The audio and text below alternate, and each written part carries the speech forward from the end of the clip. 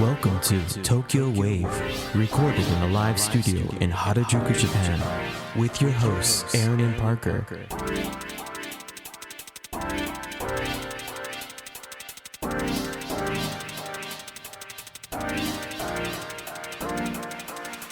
All right, everyone, welcome to episode 31 of Tokyo Wave. We're your hosts, Aaron Randall and Parker Allen.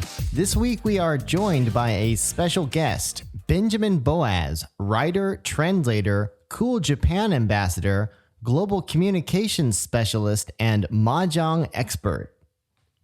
On Tokyo Wave, we bring you weekly updates from our studio in Harajuku. Join us in segments featuring this week's top news, political happenings, business, and other random garbage.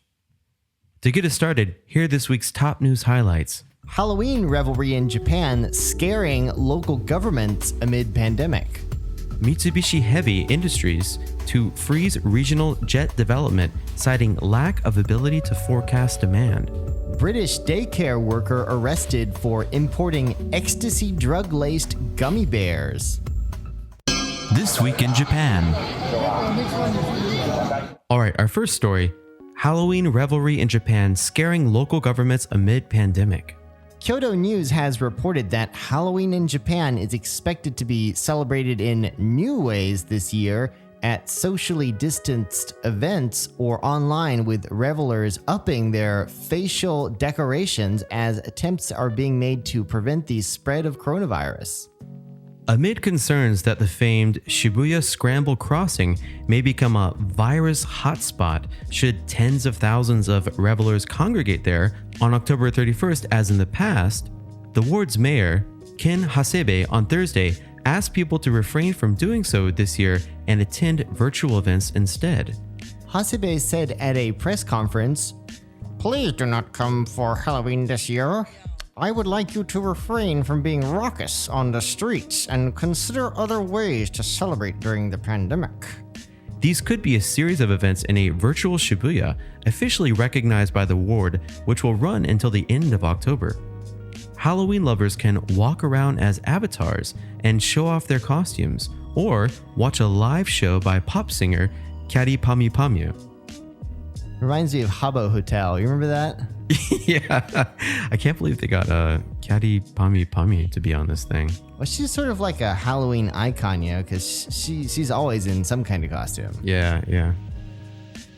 Other cities are switching to online celebrations as well. The city of Kawasaki near Tokyo, which saw around 120,000 people come to its costume parade last year, has launched an online costume contest on its public website.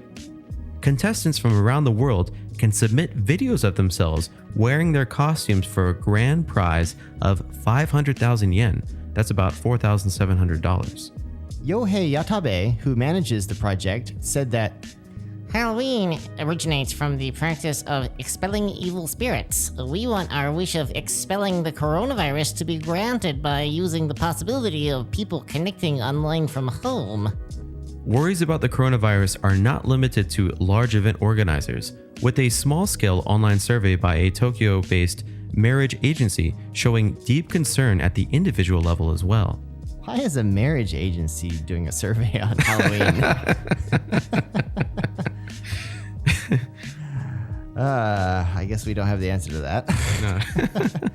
So this survey showed that more than 70% of 1,000 men and women hungry for marriage in their early 20s and 30s were either very worried or worried about Halloween celebrations. The Don Quixote store in Roppongi reported that this year's popular Halloween items include patterned masks and face shields as Halloween costume accessories. You know, I guess that means that people are going out for Halloween, because if you're going to do it online, you don't need a face shield.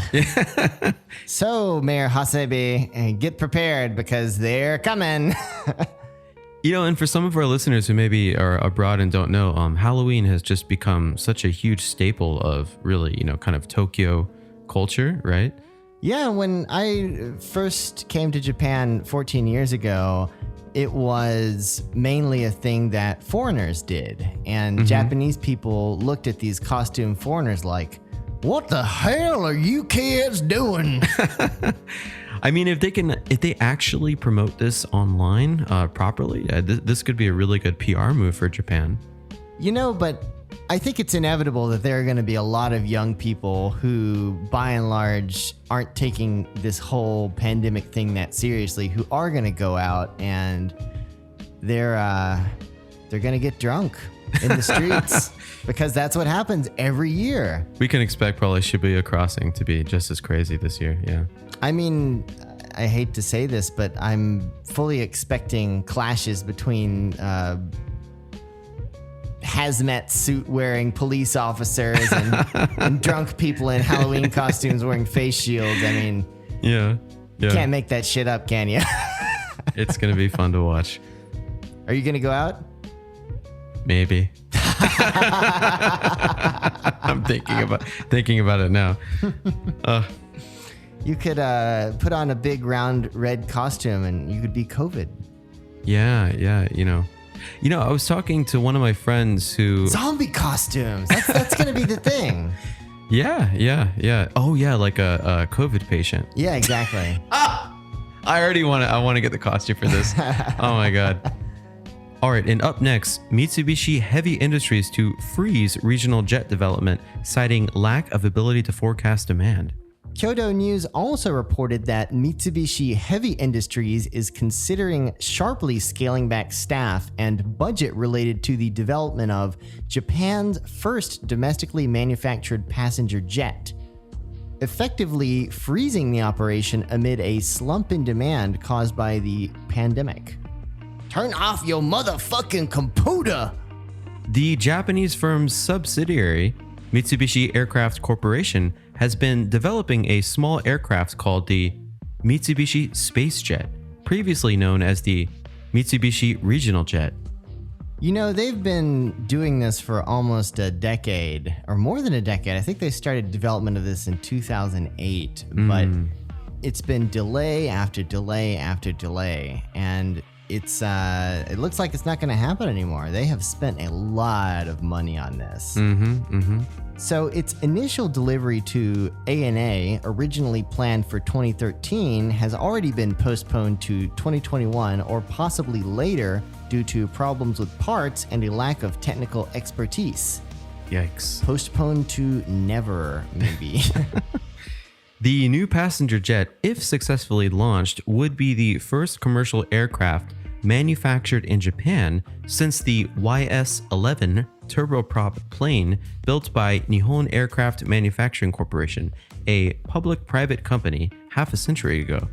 In a statement, Mitsubishi Heavy Industries said, "Various possibilities are being considered, but no decision has been made." Doesn't sound very promising. The government had pushed for the development of domestically built jets in the early 2000s, despite the YS-11 project failing to bear fruit as a business. As a result, Mitsubishi Heavy, a manufacturer of fighter jets and rockets, launched the regional jet project in 2008, and the maiden flight took place in November 2015. So delivery of this Mitsubishi Space Jet has already been delayed 6 times so far, despite the company spending around 1 trillion yen, which is about 9.6 billion US dollars, which has already been poured into development of this aircraft. The Space Jet is designed to carry around 90 passengers with what the company calls game-changing fuel efficiency. Mitsubishi Heavy will likely continue aiming for a type certificate for the jet. In the business year through last March, Mitsubishi Heavy Industries posted an operating loss for the first time in 2 decades due to ballooning space jet development costs. In May, President Seiji Izumisawa said the company would review the development schedule as a whole. So even before the coronavirus pandemic, many airline companies had shifted their focus to smaller aircraft due to their fuel efficiency amid rising awareness of climate change. Well, they don't have to worry about that anymore because nobody's flying. It's funny they cited lack of technical expertise as one of the reasons for the delay. Well, the problem is that with building aircraft, I mean, that's one of the biggest manufacturing challenges that requires these massive economies of scale. Right. And so right. without the domestic expertise in engineering to develop these aircraft, they really have to sort of start from zero. And so I remember they inherited a lot of technology from the Canadian regional jet, and that was expected to help them get this plane off the ground, both literally and figuratively. But it looks like things have not proven to be as easy as originally expected.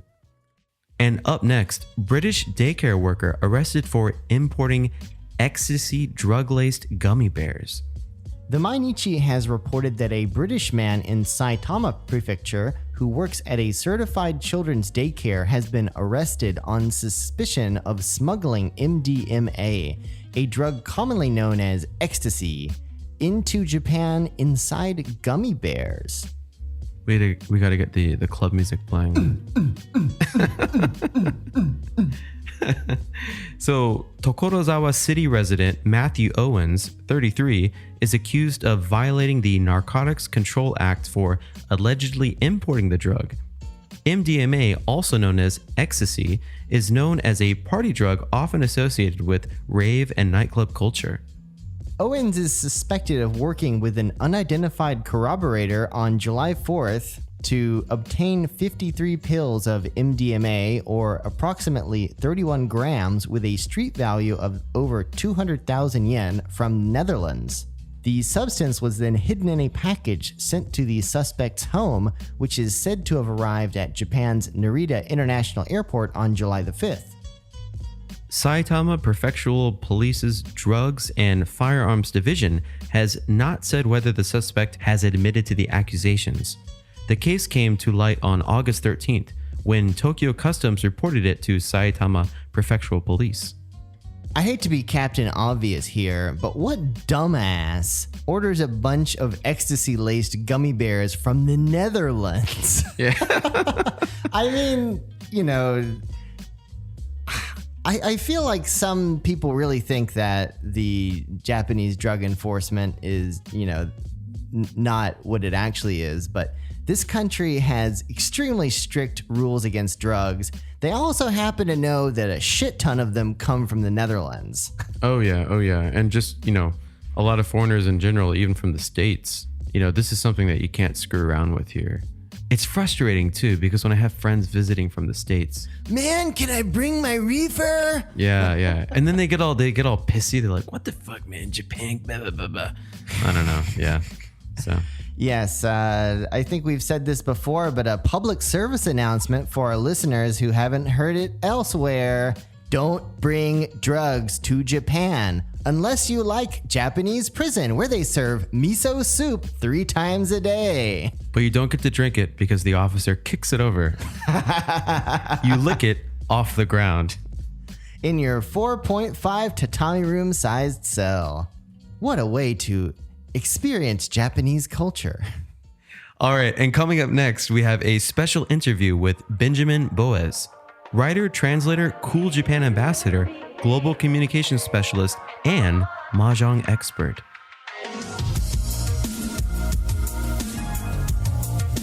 You're now listening to Tokyo Wave. Benjamin Boas is a writer, editor, and translator in addition to being a Cool Japan ambassador and mahjong expert. He is the author of 2 Japanese language books on Japanese culture and education published by Shogakukan, including Learning About Japan Through Manga and Video Games, itself a manga, making him one of the few non-Japanese authors to publish a manga in Japan. Benjamin has worked with publishers including Kawai Juku, Shogakukan, Tokyo University, and Tokyo Institute of Technology, and contributes regularly to media outlets including Netflix, the Yomiuri Shimbun, Metropolis Magazine, the Japan Times, and Time Out Tokyo. In 2015, Studio Ghibli published Benjamin's essay, Cool Japan Isn't Cool. This led the Japanese national government to name him a Cool Japan ambassador for the Cool Japan Initiative, in which he advises the Cabinet Office on its outward-facing cultural initiatives. He has appeared on a variety of television programs in this role, including NHK's Tokyo Eye 2020 and Journeys in Japan. Benjamin holds a second-degree black belt and instructor certification for Aikido from Yoshinkan. He also represents the United States in international competitions of mahjong and took third place in the 2007 Open European Mahjong Championship and second place in the 2008 European Riichi Championship. So, Benjamin, thank you so much for coming on Tokyo Wave today. You know, we've talked before, and you have such an incredible experience here in Japan. You know, one of the first things we usually ask our guests is about their Japan story. You know, what originally brought you to Japan and inspired you to come here? So, you want my Japan story? Yes. Okay. So when I was 4 years old, I was first introduced to Japanese culture by a very famous Italian man. Maybe you've heard of him. His name is Mario. I played Mario as much as I could back in the 80s when we had Nintendo Entertainment Systems and called them Nintendo. Played Mario 1, Mario 2, Mario 3, Mario World. Played so many video games that I started wondering, well, where do these games come from? What is the place that makes all of these things that I love so much? And as I got older, I started to recognize certain tropes in the games, in additional media like manga and anime, which were slowly becoming popular in the 1990s when I was an adolescent. And the more I got into manga and anime, the more I wanted to learn about them. I got my hands on this wonderful book called Manga, The World of Japanese Comics, written by Frederick Schout, which is still one of the best books on manga ever published. And I learned about manga that had never even made its way to the United States at the time. Manga about assassins, manga about baseball, manga about playing board games. And I thought it was so cool. And I wanted to learn more about it, but I also knew that there was no way that I could read it in English. Unlike the very fortunate young people of today, back in the 1990s, there was only a very limited amount of English language manga and anime available in the United States. So I did the only thing that seemed logical. I petitioned my high school principal to give me credit for a new Japanese language class. Studied as much Japanese as I could, made it here, and then about 15 years after I first came to Japan, I published my own comic book with Shogakukan about those same experiences I just detailed to you. So I came full circle. I learned about Japan through reading comics and playing video games, and then I published a comic book about learning about Japan with comic books. Okay, yeah, that's awesome. So yeah, from quite a young age.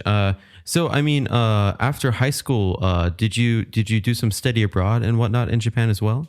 I tried to, but it seemed like my attempts were thwarted at every attempt. So I first came to Japan in 2001, actually when I was still a high school student.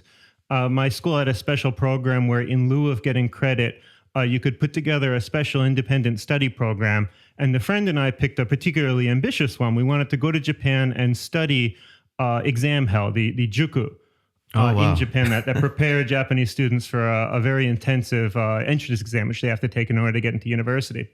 Right. So our plan was to go to Asahikawa in Hokkaido and spend a couple of months there volunteering for the cram school as English teachers. But I never actually made it that far. Before we went to Asahikawa, we were spending some time in Tokyo. And I think about 3 days in, like the nightmare Japanese situation, which never actually happens in reality and yet happened to me, happened. I ate some bad sushi, got an intestinal parasite, and I had to go home. Oh my gosh. Yeah. Or maybe it was a parasite, a particularly bad bacteria, Campylobacter. I still remember the name now. Wow. Yeah. Yeah, I mean, I think we all hear like rumors and stories of this happening, but yeah, it's quite rare. I mean, it's never happened to me since. 6 years after that, I wound up moving here, and I've never left. Mm-hmm. But I still don't really eat sushi in one particular area of Tokyo. I still got that memory. Wow. Yeah. So that's where the bacteria hide. Or maybe it helped me, build up an immunity. Good in all things. Absolutely. Tell us a little bit about your first book. You mentioned before we started that it was just given a digital release on Amazon Kindle. That's right. That means that you can now buy it anywhere on Earth and enjoy it on any ebook reader in the world. How about that? Isn't that amazing? That's awesome. Yeah, congrats. Thank you. If you can read Japanese. If you can read Japanese. But all of the kanji in the book do have furigana on that. I made absolutely sure of that. So even if you're a beginner Japanese reader, it should be quite accessible. Getting the digital version of the book actually was quite a bit of work. It took us 5 years to do. Because since the book is about engaging with manga and popular media in Japan, we had to negotiate for the rights to use a lot of its contents. So some of the comics which I first fell in love with were Japanese comics like Ranma 1/2, Kimagure Orange Road, also video games like, embarrassingly enough, Tokimeki Memorial. And my editor and I actually had to go and approach the rights holders for every single one of these publications to get official permission to put them in the book. Oh, wow. Initially, it took months for print media, but for the digital version, it literally took years because it took that long to explain to the rights holders essentially what an ebook was. Oh, my gosh. So it was a long time coming, but I'm really, really excited about it. Every time I go around and I do my lectures or I go to international mahjong tournaments, people ask me about how to buy the book. And at least up until this year, it was really hard to outside of Japan. You had to import it. But now anyone at all should be able to get it with a click of a button. That's awesome. And yeah, congrats on the release. Thank you. Looking through the book a little bit before we talked, I noticed there were some familiar characters from some other series that you got in there. But as you said, you were able to negotiate to get them in there. Yeah, no, the trickiest one was Tokimeki Memorial, which was, it's known in certain circles as being the very first dating simulation game ever published in Japan. And for those who aren't in the know, a dating simulation game is a game in which you, as the protagonist, navigate what's usually a life as a high school male. And during each day, you have encounters which, generally speaking, females in the school. Depending on certain choices that you make, they may increase their affection levels towards you. And then at the end of the game, the goal of the game is that one of the girls will meet you underneath the school's sacred tree and confess her feelings for you. And then the game ends. There's absolutely nothing after that. It's very family friendly. Right. But when I was, a high school kid and not particularly popular with girls, I thought it was so interesting that, there's actually a game about trying to, navigate high school life that I could play as a high schooler in America. But, as you folks and folks who are listening might imagine, this game is not particularly popular to a general audience of people who perhaps are not so interested in the cartoon girls or perhaps not so interested in living life as a Japanese male high school student. And we tried to riff on that a little bit in the book, like I would play the game, in the book at least, in front of my girlfriend, who was understandably not so interested in playing a dating sim. Initially, we had that scene in, but when we showed it to the wonderful people who eventually did wind up giving the rights to use this thing, they didn't really like the idea that anyone at all would not want to play this dating simulator. So we had to change the lines a little bit to make them happy. Oh, wow. Yeah. I've seen these dating sims specifically. They're really big on Twitch. A lot of people will live stream these. In Japanese? Yeah, in Japanese. Yeah. And it was fun. And they're all they're all super old, like 1980s video games. But as you said, everything you just described is what I've seen. You're a Japanese high schooler. And the main goal of the game is to just go around and get with as many girls as possible, right? Oh, no. It's not to get with as many girls as possible, at least in Tokimeki Memorial. It's just to get one. And I suppose you can replay the game, but there's nothing particularly risque about the original one. It did wind up spawning a whole genre, the Reiai simulation game, a dating sim, which then kind of expanded a bit into what's now known as visual novels. You can tell I know way too much about this at this point. Well, and then the polygamous version of this game came out, in which you have to catch them all, which is called Pokemon, became extremely popular in Japan. Pokemon did become extremely popular. I'm not so sure that it's in the same genre, but without a doubt, Pokemon was one of the famous media that came out in the late 90s, early 2000s that kind of sparked the boom that is now known in Japan as Cool Japan. Right on. Yeah. Did you guys do the card game? Yeah. TCG, yep. I have so many of those cards. I think I sold all mine, man, unfortunately. Well, you're out of luck because I have all of the Charizards. Wow, man. All of them. Wow, man. I gotta use more polite language when I talk to you in Japanese from now on. So Ben, I think I've even got the blue one. Oh my God. I should be interviewing you. You cannot see my Charizard. How many times I had to say that when I was a kid? I just want to look at it. No.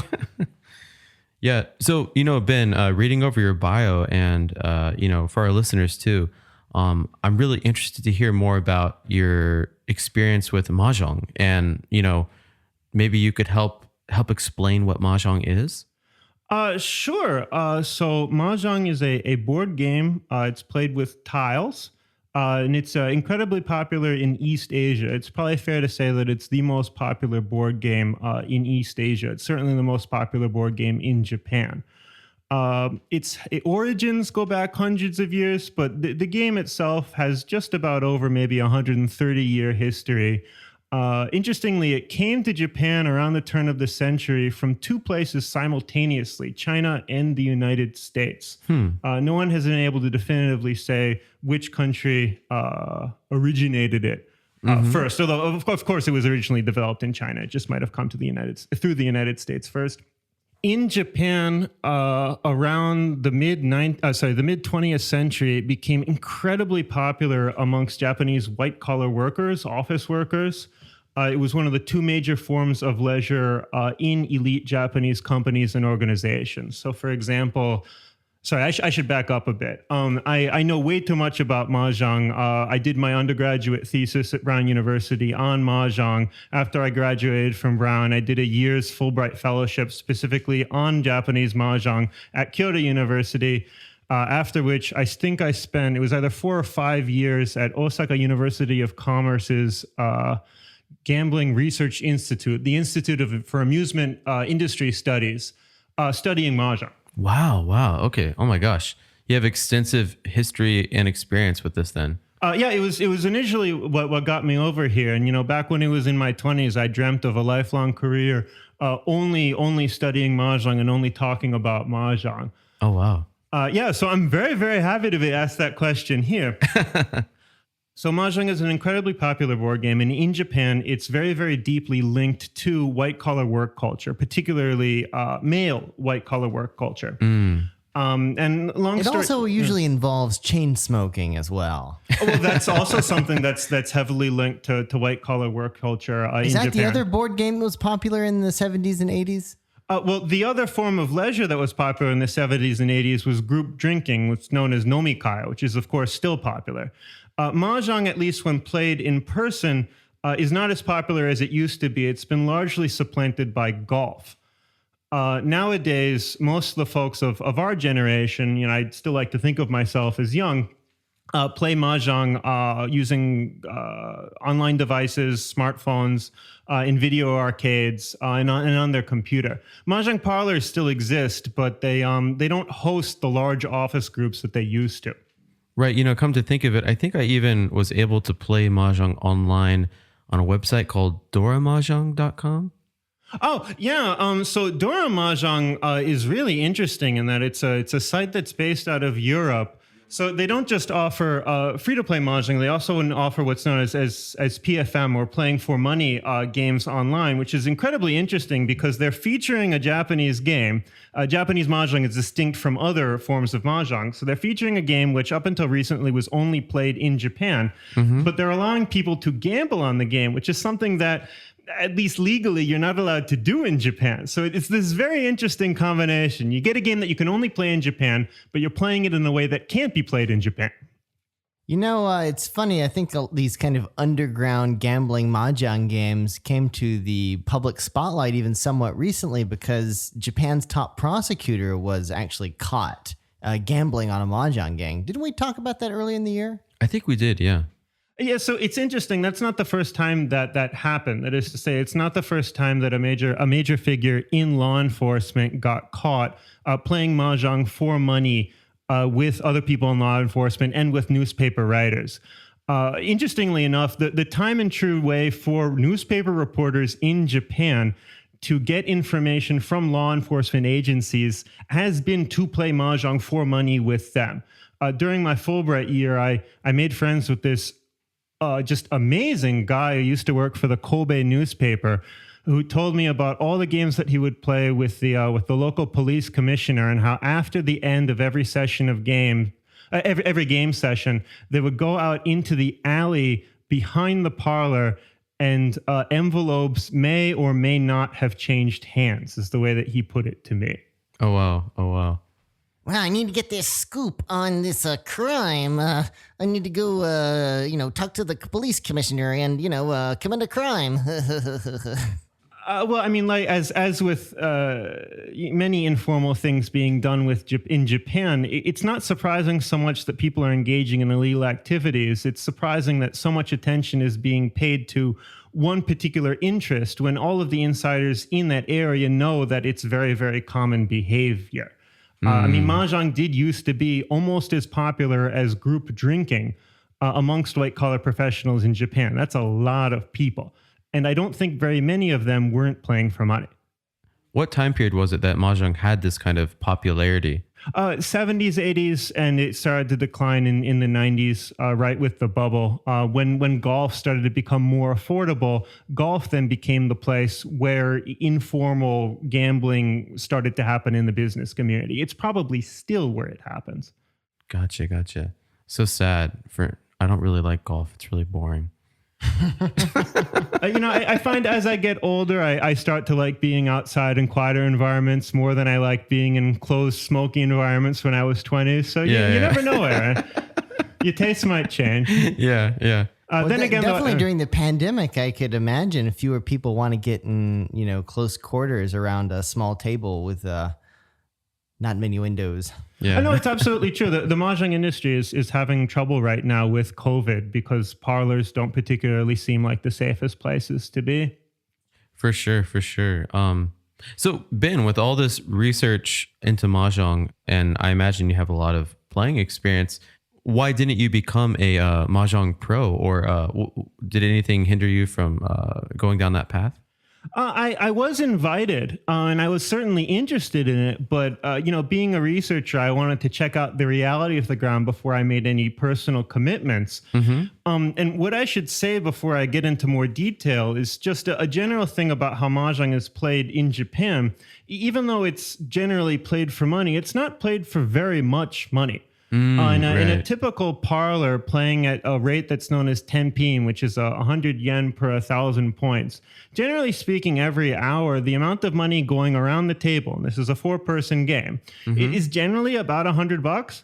Right. At most, it's $200. So if you're playing a session of like 5-6 hours, that generally means that at most you're going to see a loss of, maybe $500 going from one person to another. And generally, it isn't nearly that high. Generally, the variance in the game is so strong that even if you have a very good person playing against a very weak person, just because the rates are so low, there isn't going to wind up with that much of an economic disparity at the end of the game.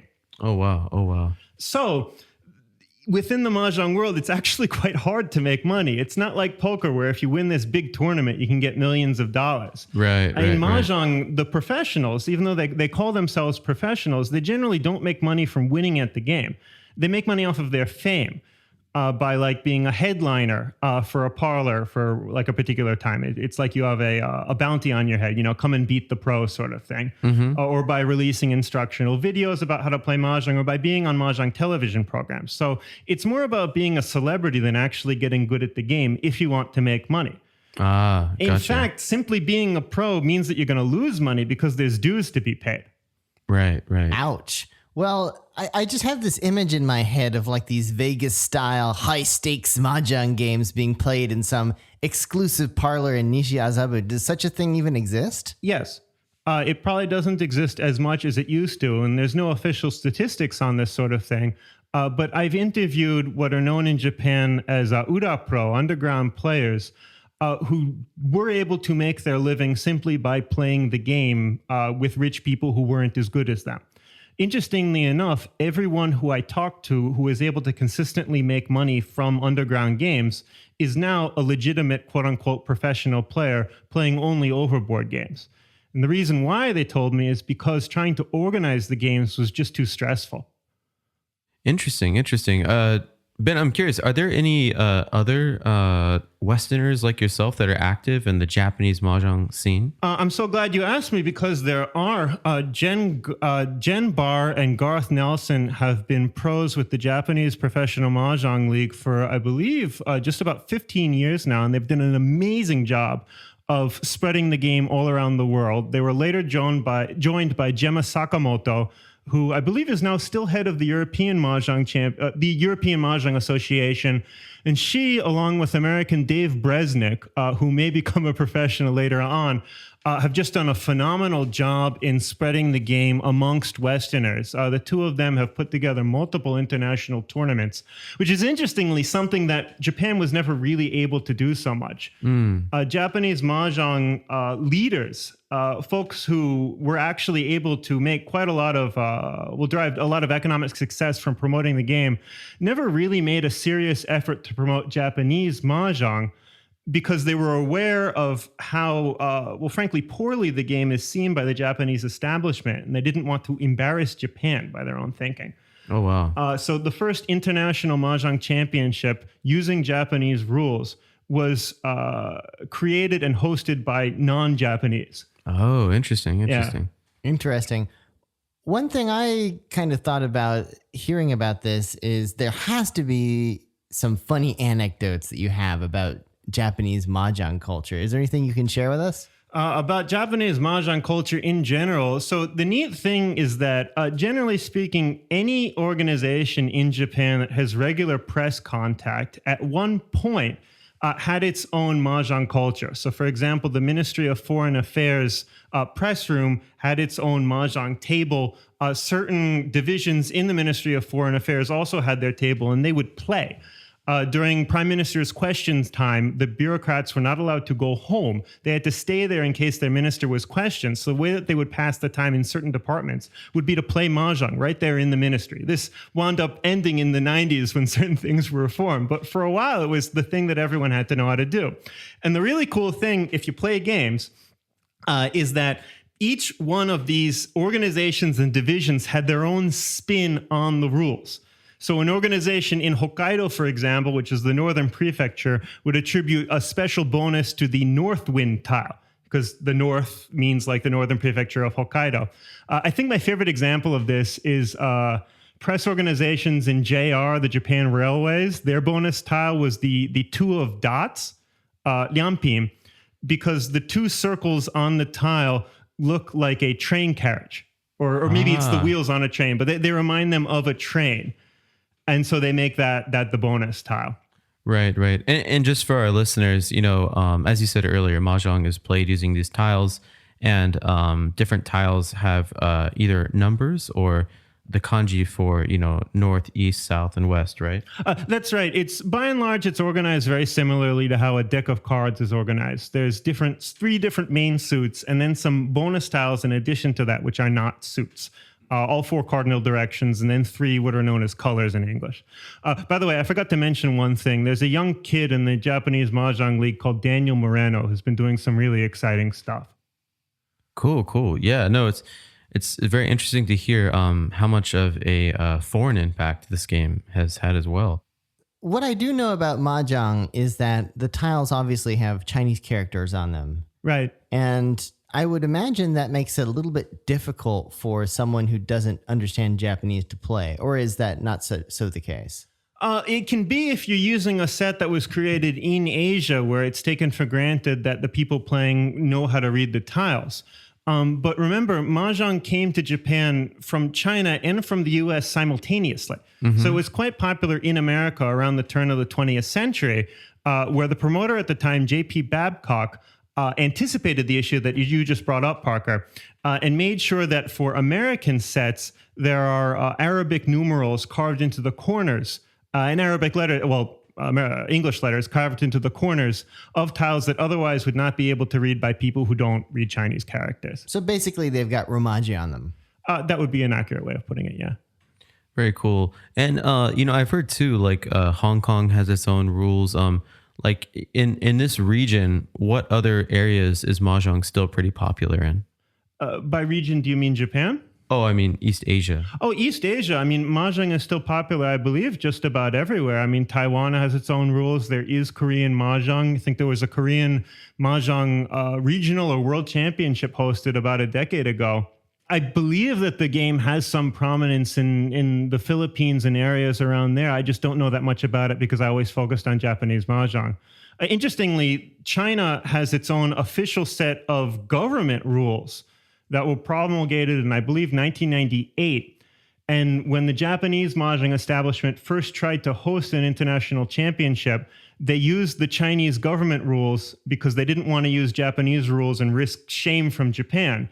But interestingly enough, even though these were official Chinese government rules, no one in reality in China actually used them because they were new and because the government was trying to implement them top down. So for a time, the Japanese mahjong establishment was the most popular consumer of these rules, which were handed down by the Chinese government.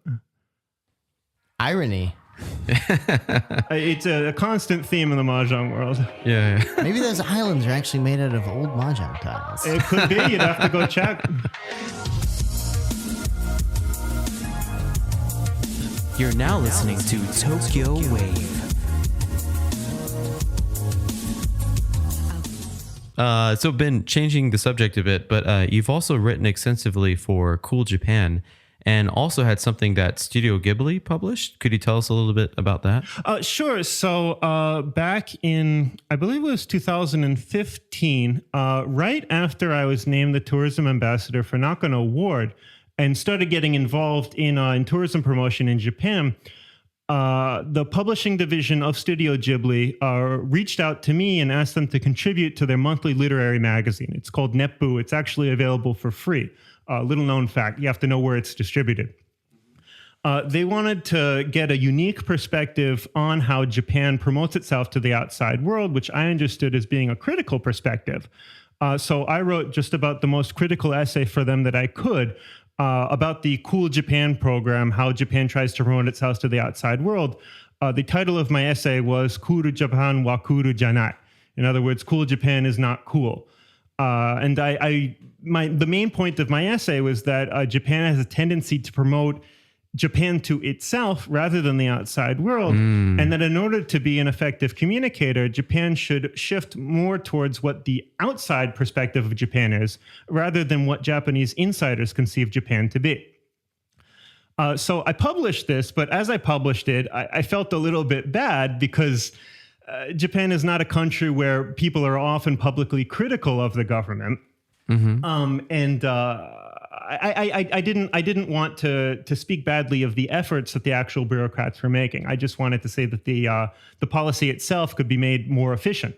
So I identified which departments I was in fact criticizing in the essay. And then on the day of the essay's publication, I had appointments lined up with the various government ministries. And I physically went into the government offices and said, I published this. I meant for it to be constructive criticism. If I got anything wrong, please let me know. And if you have any questions, I'm right here. And to my surprise, the bureaucrats looked at it and were like, thank you so much for writing this. We already know, but we're not allowed to say it out loud. Nice. And then following this, you were actually named a Cool Japan ambassador. How did that transition work? So about half a year after I went in, one of the very, very smart and young and open-minded bureaucrats who I talked to said, well, you know, Benjamin, the Central Cabinet Office has asked us for nominees for the ambassador program in Cool Japan itself. And we know that you're critical of the program, but if we put forward your name for recommendation, would you accept it? Oh, wow. And I didn't know what to say because for years I had been critical of this program. I'm not even a big fan of the name. I don't think it's such a good move to call yourself cool in your institution's name. Yeah. But at the same time, I think that if you're going to publicly criticize an institution, then it should be constructive criticism, and you should be responsible for saying what you think should happen. You shouldn't just say that something is bad. It's also important to say, this is what I would do. Right. So when these folks said, okay, well, now you have a platform to say what you would do, I didn't think that there was any way I could remain honest to myself and say no. So I said yes. So basically, you went to the ministry and said, "You're not cool." And the ministry said back, "Well, you can be not cool with us." And you said, "All right." I mean, Parker, that's more accurate than you might know, because occasionally on social media, like every few months or so, I will get people who find me, Google my name, find my connection between me and Cool Japan, and blame me for the Japanese government's failures. Wow. Oh my gosh. You're the uncoolest Japan ambassador ever. Oh, that's fine. I mean, I never said that I was cool. I've always thought that Japan was cool. And in all of my activities that I do for Cool Japan, I try to focus on not telling people that Japan is cool, but engaging people who already like Japan. So my lectures aren't about why Japan is cool. My lectures are, in fact, about why the Cool Japan program occasionally gets faced the wrong way, and what any fan of Japan around the world can do about it. So I give people the email addresses and how they email the Japanese government, how to reach out to like your local embassy. I mean, if anyone's going to help Japan communicate with the outside world, it's going to be not ambassadors in the sense of people who have the official title like me, but like literal ambassadors, people who are already telling their friends, hey, anime is cool. Hey, I've always liked video games. Hey, you should check out Japan. Japan already has this huge international network of fans, and I think that mainly all we have to do is tap into it. Right. Somebody call the weebs. Yeah, no, that's really cool that you've helped kind of set up those communication channels and everything, even if the government doesn't use it soon. Well, with Cool Japan, I've heard countless people criticize the name, and occasionally people think, it shouldn't be Cool Japan, it should be Rad Japan or something else like that. Do you have any ideas on what the Cool Japan program should be called if it were not called Cool Japan? International Promotion Department. If the goal is to promote Japan, I see no need to promote the department itself. And I think that's in fact been a fundamental misunderstanding. There's no reason to have a catchy name for the department itself. I mean, I was introduced today as an international communication consultant. I mean, what does that actually mean? No one knows. But that's fine. Is it cool? Probably not. Well, there you go. We'll go with your expert opinion there. And I mean, the point is to make the client look good. The point is to make the target look good. The point is not to make the consultant look good.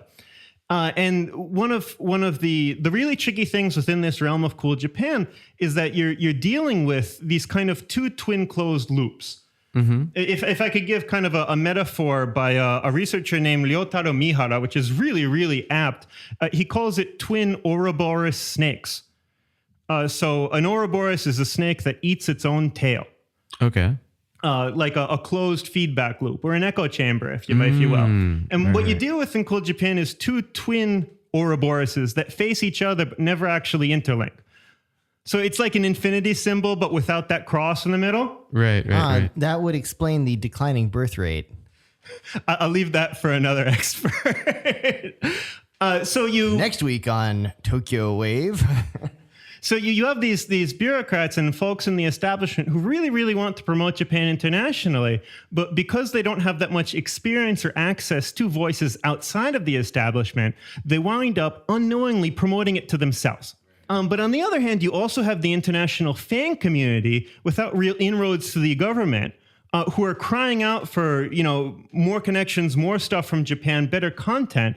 But because they can't actually reach the producers or the decision makers, they wind up, generally speaking, complaining to themselves. So these two loops never quite intersect. And it's really too bad, because if there was just a little bit more, cordial or, mutual interaction, I think that people would have a lot more friends.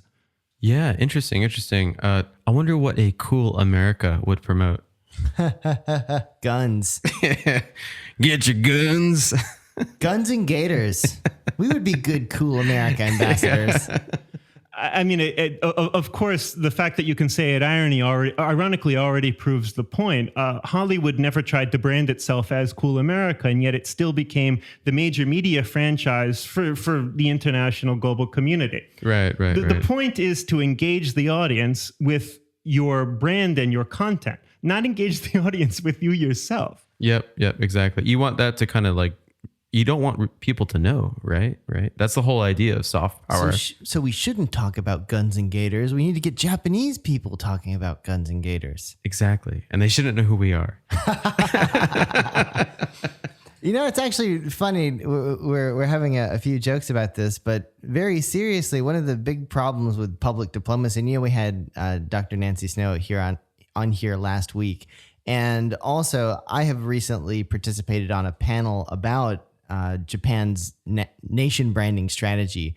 And one of the biggest problems that Japan faces is exactly that. The government tends to make its Cool Japan / public diplomacy initiatives very first person. And so it's very obvious that the Japanese government is saying, look at us, we're cool. You like our stuff, right? And that just doesn't really come across very well. And there's actually data that suggests that when these sort of national initiatives to improve the image of a specific country are seen as coming directly from that country's government, they are overwhelmingly negatively perceived. And so the need for grassroots initiatives, so really getting the enthusiasts to complain amongst themselves, perhaps that is actually the strategy. Well, I'd prefer actually that the enthusiasts complain directly to the Japanese government. Why isn't there a new episode of Attack on Titan every day, Mr. Suga? We can't stand it anymore. So, I mean, I'm sure that you're joking, but I've actually gotten similar questions like that in the lectures that I've given. When I went to Columbia University last year, I believe one student asked me why Scarlett Johansson, a Caucasian woman, was starring in the Koka Kidotai, the Ghost in the Shell remake. Yes. And I think it's great that people are actually saying these things out loud, because if they don't say it, the Japanese government isn't going to hear it. I passed that on. The studio would be the one who controls that, not really the government, but I passed it on. I pass on anything that I hear, because without real feedback from real fans, honestly, the government has no way of knowing. Just imagine the Japanese prime minister calling up Scarlett Johansson. Hello, Miss Johansson? You're fired. Have a nice day. Maybe that's what needs to happen. I don't know. Yeah, I remember that was a whole debacle, and that movie was a disaster, in my opinion. But you know, it's really sad. I feel like every time that specifically Hollywood tries to do something related to Japanese culture, like, I mean, what is it? Like Memoirs of a Geisha was full of gaijins. I mean, why? Yeah, and they were all speaking English, right? Didn't they? The performers, they actually spoke English in that movie, right? Yeah. Oh, I mean, it's like the Karate Kid Part 2, where they all go to Okinawa, where all of the Japanese people and Okinawan people, oddly enough, all speak English with this horrible accent, which doesn't actually exist. But, you know, maybe with enough feedback, current media can look a little bit more up to date. I hear Netflix is doing great things. Yeah. No, it's funny, too, how you guys both mentioned examples of countries that obviously are trying to promote themselves, and it's just a very, very negative image. The CCP does the same thing with the Global Times. Have you guys read the Global Times before? Yes. Yeah, it's probably one of the best. This week's new headline: Death to America, Part 15. If you're interested in propaganda, the Global Times is just a lot of fun. So the irony here is that as we have the outsider's perspectives, so we can see these things as they play outside Japan, where a lot of it flops, but within Japan it can actually be quite successful. And here's the rub. I mean, the etymology of cool Japan isn't the English cool Japan. It's a Japanese word. It's kuru, which is, the Japanese transliteration of the word cool. Yeah. And then Japan, which everyone in Japan knows is the foreigner's way of saying their own country, which otherwise they would say Nihon. So cool Japan doesn't sound so great in English, but in Japanese, it sounds like a nice way of almost appropriating the foreigner perspective on Japan itself. And it plays really well here. There's a show on NHK called Cool Japan. It's a little bit longer than that, but everyone knows it generally as Cool Japan, that I believe has been on the air for 15 years now. Oh, wow. It's domestically broadcast. So it shows a panel of foreigners who go on and on about how X, Y, or Z theme is cool. And it has a host who kind of embarrassingly is a Japanese male who doesn't speak English, who at the end picks the thing which is deemed appropriate to be spread to the world, as if people outside of Japan can't pick it for themselves. But this kind of fiction plays quite well to a domestic audience. And if the government and if critics like me are going to figure out a good way to make the overall policy better, I think that we have to admit that there's two facets to Cool Japan. There's the international communication, which could probably be a lot better, but then there's domestic engagement, which frankly speaking is somewhat successful, no matter how much I might not want to admit it. The trick is in convincing the decision makers that these two are different things. Yeah. That you have to send a separate message outside than the one that you're sending inside.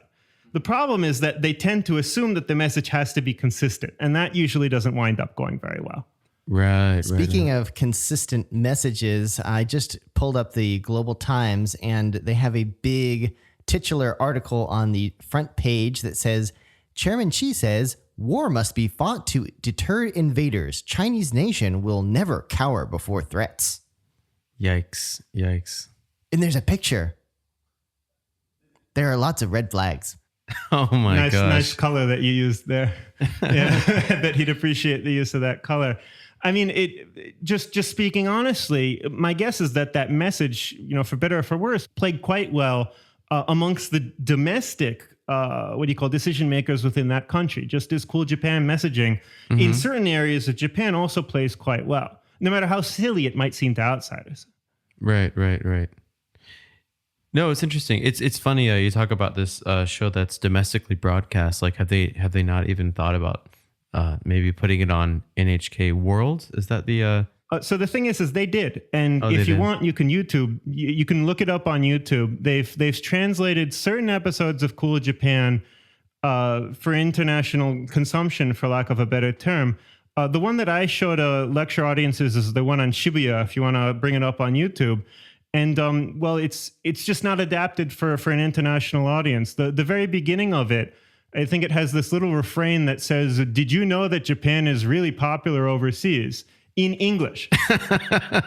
Wow. That's and we great. have a statue of a dog. So it's like, some commercial that's like, beyond parody, like, "Oh, hey, did you know that all young people love Olive Garden?" Unlimited breadsticks? Awesome. And if your idea is to target people who appreciate irony, like maybe if you really want to get the hipster crowd in, maybe that works. But I don't think that they gave it that much thought. I think it was just a literal translation. Whereas my recommendation would be to make sure that the communication channels are separate. Right. Yeah. I can just imagine too that they don't even put a lot of budget into doing that kind of stuff, right? When they release it to an international audience? I couldn't speak on the specifics of any particular efforts. For my Cool Japan work, I am not paid particularly well at all, and I don't mind because this country has been really, really good to me.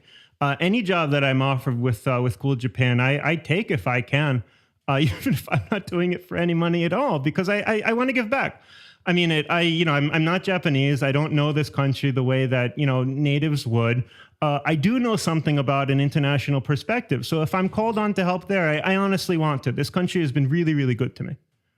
Well, a couple of days ago, outside a shady mahjong parlor, I received an envelope, and inside it, next to the $1,000,000 that I won, was word that you are currently working on a new book. Tell us about it. Oh, thank you so much for asking. So, shortly after my essay was published in Studio Ghibli's monthly magazine, an editor found it at the National Diet Library of all places and asked me to adapt it into a book. So that's what I'm doing right now, a book that focuses specifically on the Cool Japan phenomenon and how Japan has promoted itself thus far and how we can use the lessons of history to better improve Japan's attitude, not just towards international promotion, but towards the internationalization of its own population, which is something that is happening. Wow. Very cool. Thank you. That is exactly the right adjective. Cool Japan. So when is this book? When do you plan on releasing it? We're looking for a date sometime in the middle of next year, hopefully right before the Olympics. Oh, cool. Thank you. You said it again. Cool again. Yeah. Cool. Being a Cool Japan ambassador, I would imagine you've gotten yourself into all sorts of interesting situations. And I want to ask again, do you have any funny episodes that you can share with us? I do. Within the Cool Japan community itself, and I believe amongst all ambassadors, I'm known as being the guy who says the things out loud that no one else says, but everyone thinks.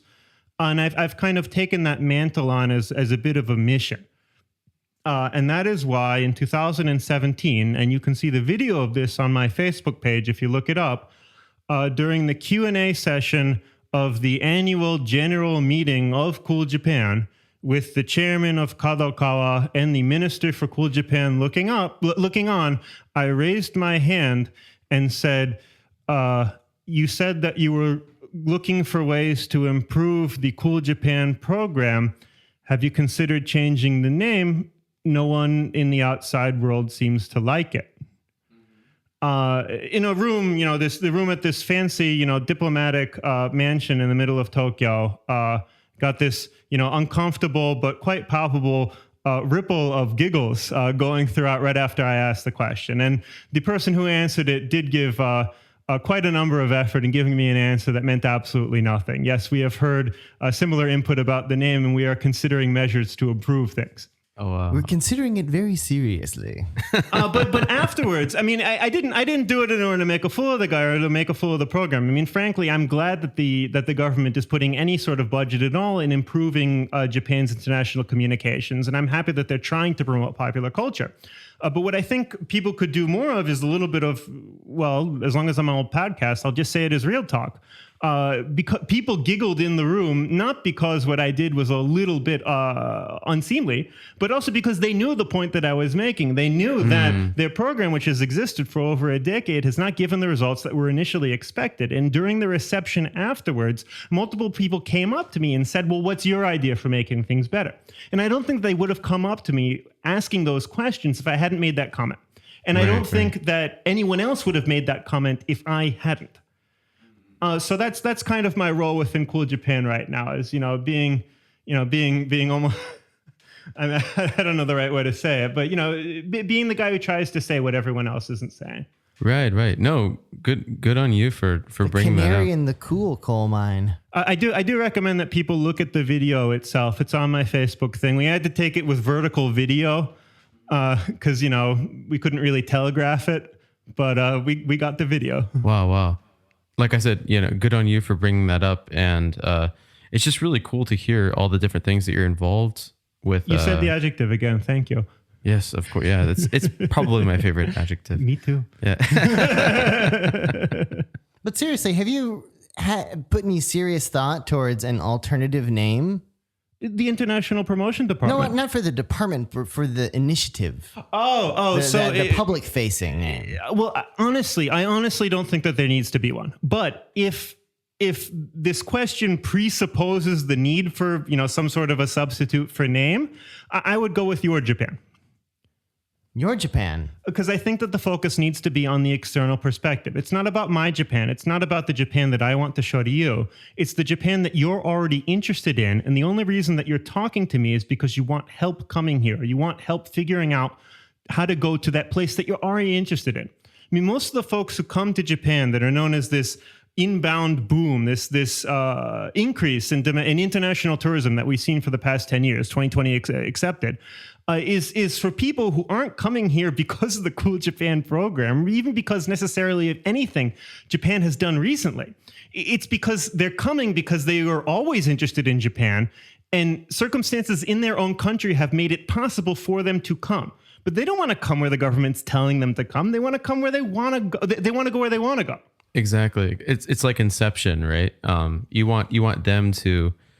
The ideation, you want it to happen autonomously. That's exactly right. Yeah, you don't want to be honest with you guys, if we're talking about soft power, And in recent times, I think the country that's been most successful is Korea. Because I don't know if there's any bureaucratic Korean governmental organization that, I don't know the name of them, who's helping fund K-pop and everything. All I know is that they put a lot of Koreans over to extremely good music schools in the US, like Juilliard and Berkeley. And they came back, and then SM Entertainment and a bunch of other incredible like pop writing geniuses came out. And yeah, just, K-pop, Korean culture is kind of taking over. And then you've got like these like people, like the way we came to Japan, like people that are, 18, 20 right now, they're going to Korea for the same reason that maybe we came to Japan, because we were, brought up in like lots of Japanese media and culture, right? Oh, Aaron, I think I found it. Here's the name for the Korean equivalent to the Cool Japan Initiative. What is it? BTS. Yeah, exactly. Right. I mean, that's it's a joke, but it makes more sense. I mean, I don't think it's so much of a joke if you're just talking about their success internationally. I mean, they're known is almost a household name amongst young Americans, whereas the Cool Japan program is not. Yeah, yeah. So without a doubt, Korea has been very, I don't think they sell many Cool Japan singles. But the thing is I think that Korea has been successful at a lot of things that the Japanese establishment, for lack of a better term, has not been able to do, which is effectively engaging with roots that actually go directly to international fans and not trying to collapse a domestic perspective on top of that. Yes, so the first Korean hit, which at least is, as far as I know, was incredibly popular worldwide, was Gangnam Style by Psy, who is educated in the United States. So there's thing number one. Thing number two is that Gangnam Style totally parodies Korea. Like it's a parodic song. It's ironic. He's making fun of the upper class neighborhood, and yet it was still promoted worldwide. Now, I don't think that you would see Japan doing that.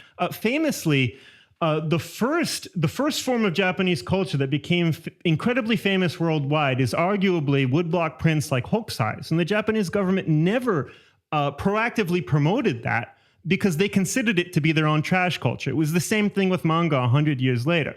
But most of Japanese popular culture has succeeded abroad not because it had the support of the Japanese government, and often it succeeded in spite of the Japanese establishment's efforts to stop it from spreading. I mean, anime is popular in America mainly because it was promoted through underground and illegal channels for a few decades. Absolutely. Yeah. People trying to download it, right, illegally. And I mean, that was all the craze.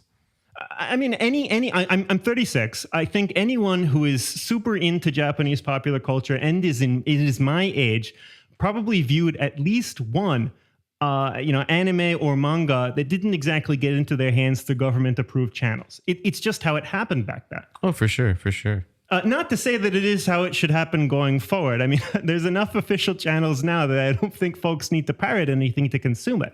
But back in the day, there was no other way to get your hands on the stuff.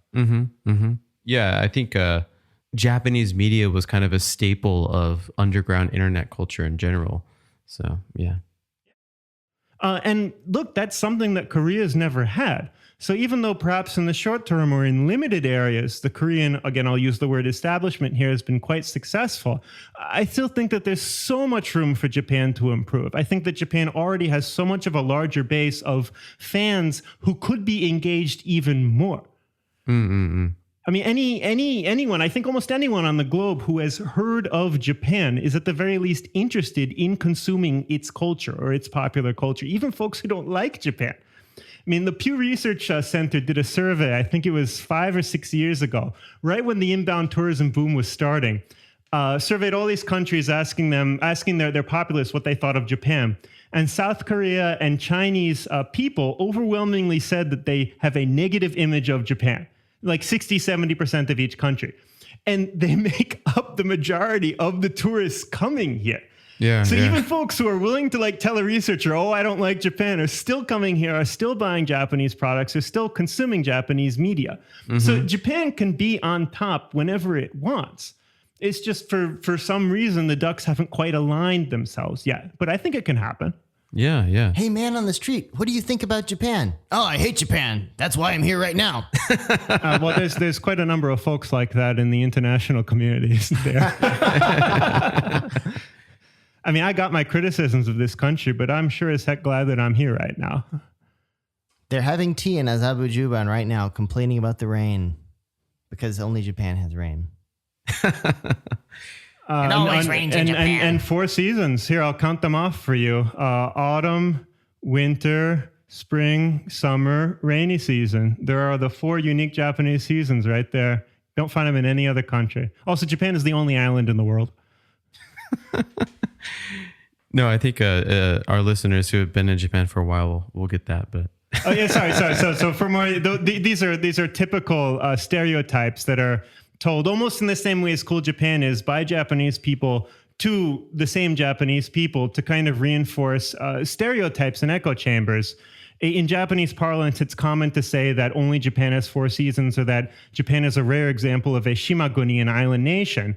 And these folks aren't actually intending to literally mean that. What they're trying to say is that Japan's appreciation and reverence for the 4 seasons takes form in unique cultural ways, and that Japan's unique development has been greatly supported by its status as an island nation. No one actually literally means that, unlike Taiwan and Great Britain and Argentina and countless other islands, Japan is the only island on Earth. But if you literally take their words, it does sound like that. Yeah, yeah. But Japan is the only island on Earth. That's exactly right, Bucho. Let me pour you some more beer. All right. Well, on that bombshell, I think that's all the time we have today. But before we wrap up, Ben, is there anything that you would like to share with our listeners?